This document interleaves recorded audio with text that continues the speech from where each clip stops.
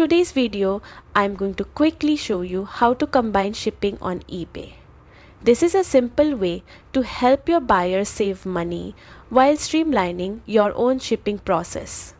Let's get into it. Start by opening your browser and going to eBay. Log into your account, and once you're inside, head over to your Seller Hub. If you don't use the Seller Hub, you can also get there through the My eBay menu by clicking the Account section. Once you're in the right place, look for your shipping settings. You'll see an option called Shipping Preferences. This is where all your shipping rules are managed.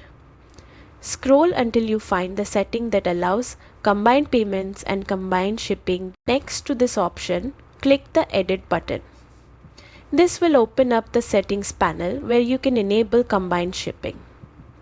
Turn the feature on, save your changes, and you're done. With combined shipping enabled, buyers who purchase multiple items from you can pay once and receive all their items in one package.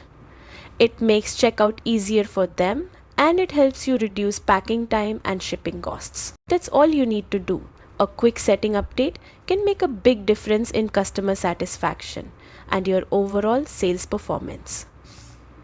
Thanks for watching, and feel free to ask if you want the full advanced setup guide too.